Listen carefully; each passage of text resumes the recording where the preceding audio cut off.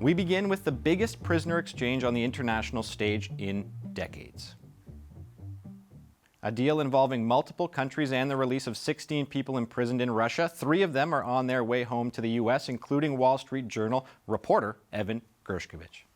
And former U.S. Marine Paul Whelan, who is a dual Canadian citizen. Another 13 are being flown to Germany.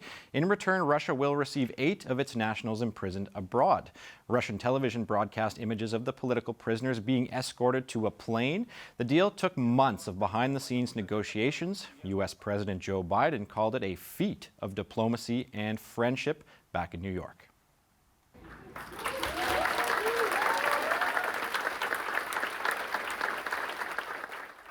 This is footage inside the Wall Street Journal where staff had learned their colleague Evan Gershkovich had been released after 491 days of Russian imprisonment. According to the paper, they toasted his freedom with champagne, with some people in tears. One of those celebrating is Elena Cherney, Gershkovich's colleague and senior editor at the Wall Street Journal. She joins me now. Hello and welcome to Power and Politics. Hi, Brett. Thank you so much for having me. So Evan is free from Russian prison after a 491-day ordeal. How does it feel to hear those words? I mean, it was incredible in the newsroom. What was a little less clear was sort of when he was free. And we were watching with bated breath every sign, following the planes, trying to figure out when he actually left Russian detention. And at the moment, we were able to confirm that he was no longer on the plane, that he was on Turkish soil. The newsroom just erupted. It was amazing. Everyone here has pulled and worked so hard to get attention to his cause and to the cause of other journalists detained, but really worked to get to ensure that Evan was front and center, particularly for American lawmakers. Was this a surprise for you in the newsroom? Did you get a heads up or advance notice that this was going to happen, or were you surprised just like the rest of us were? Well, we're reporters, so we'd been working, and I think it's been widely out there that there had been an effort at a deal earlier this year that fell apart when Navalny died.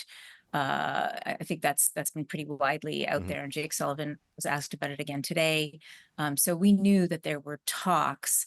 The details of the timing, the location, exactly who would be involved, much of that was held very, very closely because the fear was that if anything got out, it could sour the deal. Well, I certainly want to get into that in a little bit, but before I ask about that, I'd like to ask you, how's Evan doing? What can you tell me about how he is faring right now? We don't have a whole lot yet. There have been a couple of images. You might be able to see them that have actually circulated. There's one of him and the other two other Americans that was taken apparently while they were still in Turkey changing planes, but he's now en route as we speak to the United States. So we haven't actually seen him yet or spoken directly to him. But the pictures look, I don't know if you have them or if you can show your audience, but it does look from the images that he looks well and relieved. So we're hopeful. And of course, his family will greet him. That's the most important thing, that he be reunited with his parents and his sister. His parents have played a huge role in advocating for his release. They've been just tremendous. They've been involved, in at the highest levels in trying to make sure not only that their son got the attention that he needed, but that the right conversations were happening between the right world leaders. And just pretty remarkable. Some background here on the process. Evan was convicted relatively quickly in a secret trial. He was sentenced to 16 years in a maximum security prison. The USA has always regarded those charges as essentially trumped up and politically motivated. He's always denied them, and you've been working very hard behind the scenes advocating for his release. We understand there was some back channel talks and efforts going on. What can you tell us about that process? Well, first of all, just to clarify, he was wrongfully convicted on trumped up allegations in a bogus trial that never should have happened. There was no due process. Evan was on a reporting trip in Russia where he was an accredited journalist. It's important to keep that front and center. And he was wrongfully detained. He was designated as wrongfully detained by the US government, as was Paul Whelan, who was also released today. We have a whole story that we've just published on the back channel negotiations. They've been going on for a long time. In fact, since before Evan was taken, Brittany Griner was released in a trade for Victor Bout. I think, though, what we see here clearly in all of these hostage takings and negotiations, the sort of rise of state hostage taking. Canadians are very familiar, of course, with the case of the two Michaels in China. Putin has turned to the taking of hostages as a means of negotiation, as a means of having pawns to get back prisoners that he wants to have returned to Russia. And this is something that we would not have seen, certainly not to this degree, some years ago. It's clearly happening more frequently. I wonder how this ordeal has impacted the work the Journal does covering authoritarian regimes like Russia, and whether you've had to wrestle with a chilling effect on freedom of expression, on your work, seeing this wrongful detention like this. That's a great question. I think every news organization trying to do reporting in countries that are willing to take hostages if they don't like what reporters write are dealing with this kind of repression increasingly, and it does necessarily make you more cautious. We already were dealing with, I think, a greater level of care around the activities of our journalists. We had 4 journalists expelled from China in 2020, which was also an experience with a regime that does not respect freedom of the press the way we do, certainly in North America. It's important that we continue to find ways to report on these regimes, and we can't allow efforts to stamp out freedom of the press in places like Russia and China and elsewhere to prevent us from telling those stories, because those are the stories that need to be told. I mean, what's unfolding in Iran right now is another example of a place where it's very difficult, almost impossible, to operate the way we do in a place like the US or Canada. Well, I have time for one more question, and I want to follow up on that point, on the need to resist and continue reporting and to fight back against that chilling effect. Your journal has reported that Evan had to submit an official request for presidential clemency from Putin himself before this release, if I understand that correctly, and that in the last line of that request, he actually asked Putin to sit down for an interview with him, even after all that. That certainly sends a message. What can you tell me about that? Will he grant it? I would not presume to get into Vladimir Putin's head. That request for clemency was part of this process, this trumped-up process that was a necessary prequel to a release. Evan's ability to turn that into a request for brave journalism is attests to his skill and his perseverance as a reporter. And I have no doubt that whether it's an interview with Vladimir Putin or anything else, he will continue to demonstrate that he is exactly the kind of reporter we need to have as a foreign correspondent, fearless and determined to tell stories that might not otherwise get told. Elena Cherney, senior editor at the Wall Street Journal, I appreciate you taking some time out of your day today to talk to us about this. Thank you so much for having me.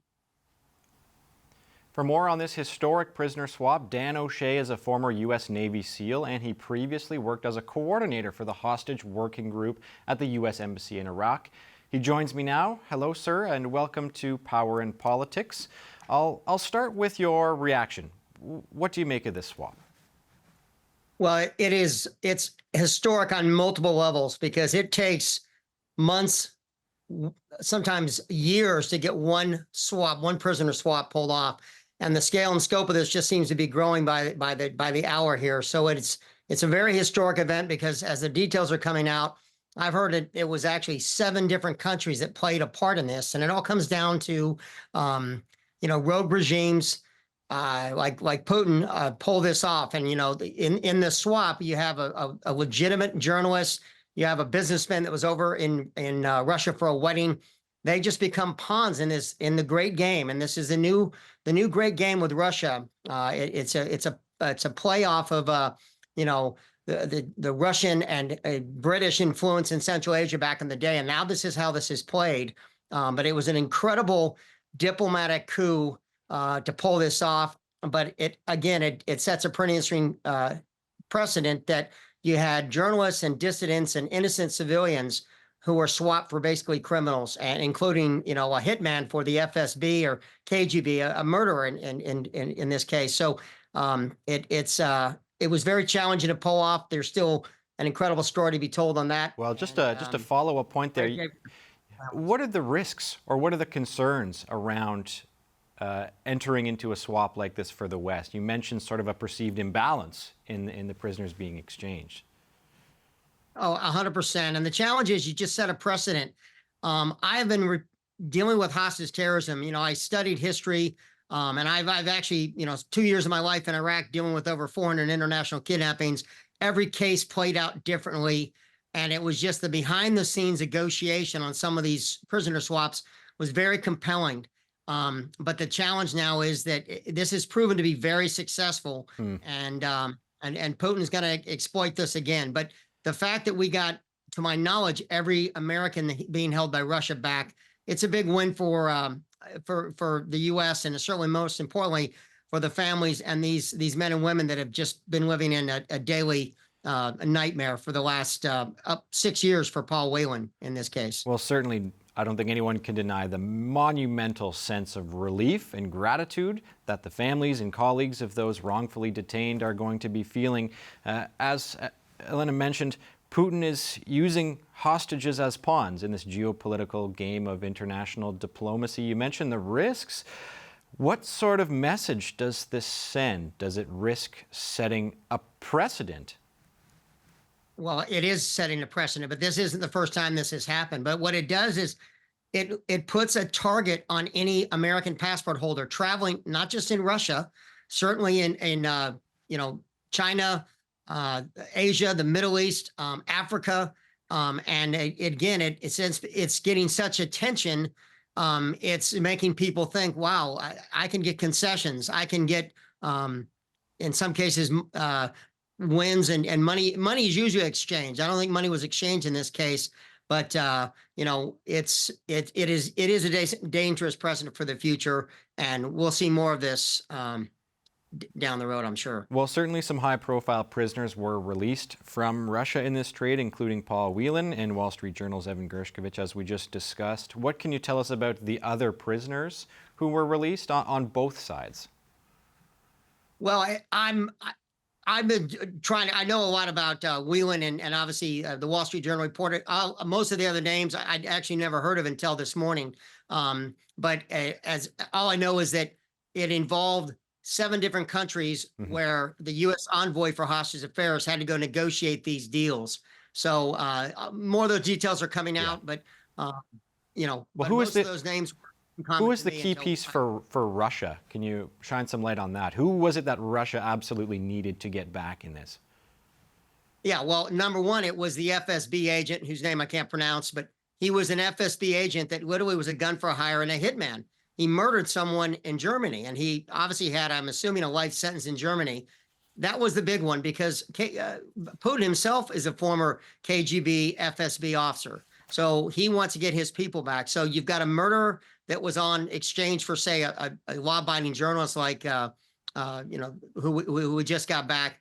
There was also a cyber, I believe a Ukrainian a hacker that was on charges as well.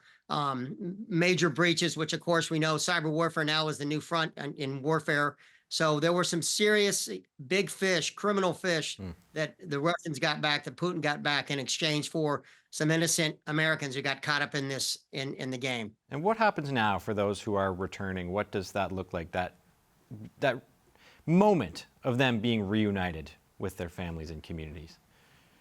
It's been the dream. They have had this compelling dream. The only hope they have is that they're going to be reunited.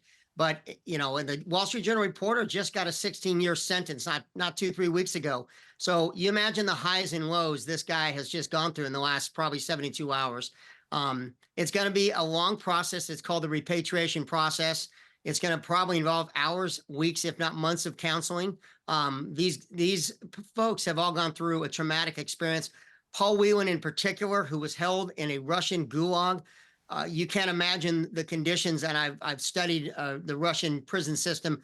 He was in hell for the last almost 6 years, and his road to recovery is probably going to be the longest and toughest for all of them. But he is a Marine. We know he's a resilient individual for being a Marine for sure, but he's probably got a long road ahead of him, and and for the families too, because it's going to be a moment of pure joy, but it will be a very difficult transition, especially in the first few days, weeks, and months ahead. And one last question before we let you go. U.S. President Joe Biden promised to make this a priority in the last few months that he has in office. He's touted this as a feat for diplomacy. What do you make of the timing here? Why now? Well, listen, politics, it's not really politically related. Obviously, Biden wanted to get this done before the end of his administration here in 6 months. But I know the gentleman who was the envoy for hostage affairs, Ambassador Roger Carstens, who has been literally traveling around the world negotiating on behalf of the U.S. government, making these deals happen. And, you know, he deserves a lion's share of the credit because he's literally been the man brokering these deals. He was the one that got out Brittany Griner. He got out some Americans that were held in Venezuela not 6 months ago. So it's just another feather in the entire administration cap, but in particular, the men and women that work with the Office of Hostage Affairs. They pulled off an incredible victory today for these prisoners and their families and this country. Dan, we have to leave it there. Dan O'Shea is a former coordinator for the Hostage Working Group at the U.S. Embassy in Iraq. Thanks for being here, Dan. Thank you.